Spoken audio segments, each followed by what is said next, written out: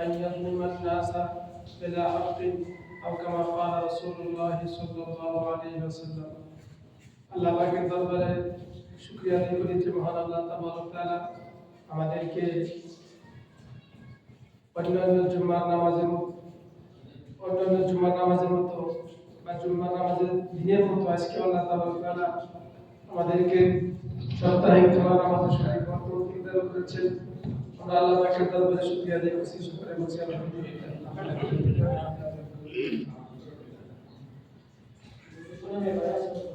জুয়া সপ্তাহে আলোচনা করতেছিলাম জালিম আর মাজলুম সম্পর্কে। তো এই সম্পর্কে কিছু আয়াত তালাশ করে দেখলাম আর বহুত বিষয়ে আমাদের অবলাগ আছে। আর বর্তমান পরিস্থিতির উপরে হয়তো এটাকে আমরা গুনাহ মনে করি না, কিন্তু বহুত বড় একটা অন্যায় আছে।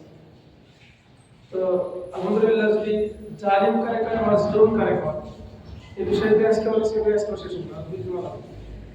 তারপরে ইনশাআল্লাহ চেষ্টা করব। রাসূল বলেছেন মাইয়া যুলিমুন নাসা বিলা হাক্কি, অন্যায়ভাবে মানুষকে কষ্ট দেওয়া এটার নাম হলো জালিম। জালিম মানে অত্যাচার, নিপীড়ন, মানুষকে কষ্ট দেওয়া। আর মাজলুম মানে অত্যাচারিত, যে মানুষের দ্বারা কষ্ট পায় অন্যায়ভাবে, তার নাম হলো মাজলুম। অন্যটা আরো একটা মাসলা আছে যে অদশাই ফি গায়রি মাহাল, যে বস্তু যেখানে রাখার নয় সেখানে রাখার নাম হলো কি? জালিম। এই পৃথিবীতে মানুষ যত জালিম আছে এই পৃথিবীতে সব তারা তিন ভাগে বিভক্ত হয়েছে।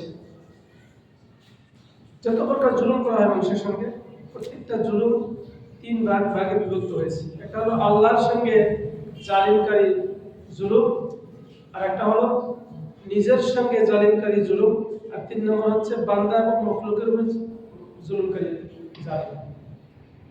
এই পৃথিবীর সমস্ত জালিমের কোয়ালিটি এই তিন ভাগে বিভক্ত হয়েছে। আমি গত সপ্তাহে বলেছিলাম যে আমি সহ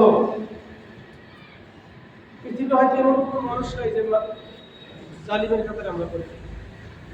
কেউ না কেউ কোনো কাতারে কোনো প্রকারে হোক আমরা মানুষকে কষ্ট দিয়ে জুলুম করি। আল্লাহর সঙ্গে এক নম্বর হলো আমরা আল্লাহর সঙ্গে জুলুম করি, যে আল্লাহর সঙ্গে আমরা কেমনে জুলুম করলাম। আল্লাহ রাব্বুল আলামিন সূরা জারিয়াতের 27 নম্বর পারার মধ্যে বলছেন যে ওমা খালাকাতুল জিন্না